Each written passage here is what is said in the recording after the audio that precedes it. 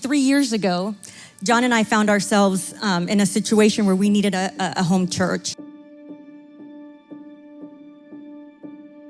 One of my friends invited me because his sister was getting baptized. And so I was like, okay, I'll go. And so it was on the 3-year anniversary, and I walked in, and man, my life hasn't been the same since. The atmosphere, it was just completely like, I've never seen anything like that. The minute we just walked in and we see the greeters and the VIPs, everything was so unbelievable. Everything made me feel so welcome to be here. I went home that day and I was like, okay, should I make this my home church now? I've been looking for a church here. And then a couple of days later, I went to check my mail, and what do I see? A handwritten postcard from E2 saying it. And they used my first name and they actually spelled it right, Hey, Tommy, we are so glad you made it out here, and, we would love to have you back. And it was totally handwritten. I was like, oh my God. They actually, knew who I was, But just the culture, was so different.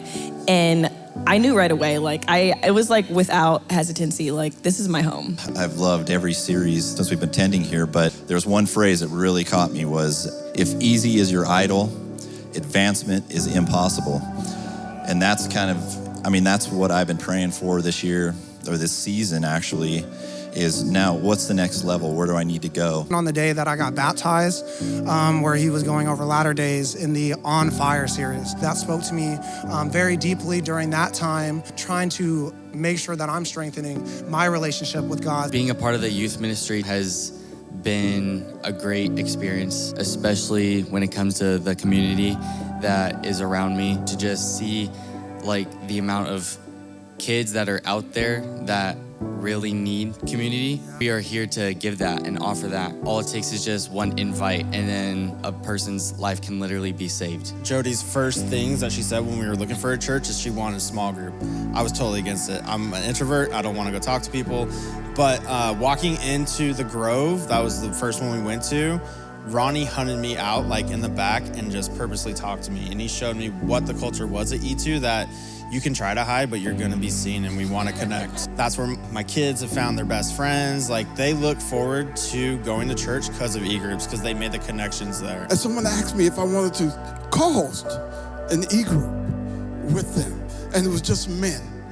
And the men got together, God would show up. We saw people get delivered, we saw people get set free. It wasn't just me or my wife that got impacted, but my kids are impacted. I haven't experienced more growth in myself as a person and in my faith journey than I have been in serving here at E2. It's been extremely awesome to have brothers who really pursue you and say there's so much more in you. To have people and brothers speak into you that way, it's just so amazing. And I think that has to do with the culture that we cultivate here at E2 especially, because I've served at other churches before, but I've never served at a place where people see more than what you can see in yourself. The reason I love production is because I'm not really into technology. I'm a nurse. Now I've been promoted at my job, and I could not do my job without the lessons and the leadership and growth that I've had in this church, the impact that I'm making not just at church, but in the world for God. I could have never done that or reached that potential without what I've learned in this community and in this E-team. It's not that we have to serve, it's that we get to serve. And so I no longer go into it I have to do this because I'm a part of this church community. I want to do this. To see what God does here, you can't help but look at this place and go, God is here. He is working here. What a great place to sow seed. I just recently started growing my faith. Once I came to E2 Church, I used to just go to church because it made him happy. And he would always be like, we got to give 10%. We got to give 10%. And I'm like, who are you talking about? Not me. And so we never really gave, maybe $10, $20 here and there. And then we came here, and I did FJX, and we went over tithing and stuff, and I was like, okay, it's time. Now I understand why you're supposed to tithe and give and whatnot. And not only that, but on top of that, just seeing what E2 is doing in our community and just serving God, and just this is a cause that we want our money going to. What's special about giving here at E2 Church is the 10% we give the church also gives that 10% back out. So we're not just giving to God, which we know is the right thing to do, but we're also giving back to our community. Where your treasure is, that's where your heart is also. And if my heart is here with E2, then we need to be faithful, in giving. I think the one verse that stood out at me is Proverbs 3:27. It says, do not withhold good from those whom it is due when it is within your power to act. Around that time, we had a special year-end offering for, we were trying to move into this building, and we were still at CRC then. The church needed a certain amount. It was almost like, God was saying, Tommy, this is your moment. God gave me this number. It was random. But I knew, I was like, oh, he's really telling me I'm gonna give this much money. And I did not know where that money was gonna come from. I shared it with my husband. He was like, yeah, let's make it happen. And I was scared. And something happened. We got a reimbursement check from an overpayment on insurance, and it was the exact amount God had told us that we were gonna give. I'm a small business owner, and the pandemic was not necessarily the best time for any of our businesses. And I'm telling you, even tithing, which we've been doing for years and years and years, we felt it a little bit. And so my wife and I went away, and then we came back together to talk about the number. I was afraid to tell the number because it was not very realistic when you looked at our finances. And so we got together, and I said, we know that God is gonna provide that amount for us, but I just didn't want it to be 11 months where we're sweating it out, waiting for those dollars to come in.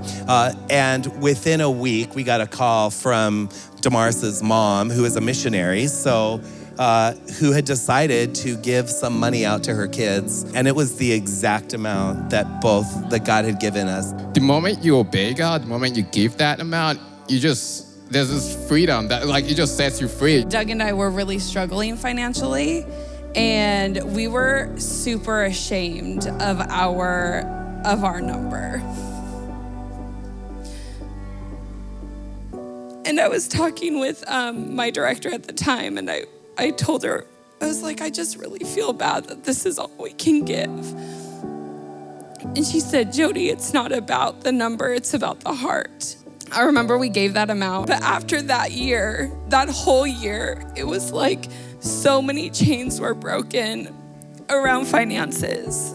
That year, we started consistently giving and tithing, and I was so excited. I looked back in October when we started thinking about year-end giving, and I said, Doug, we have been giving every single month this year.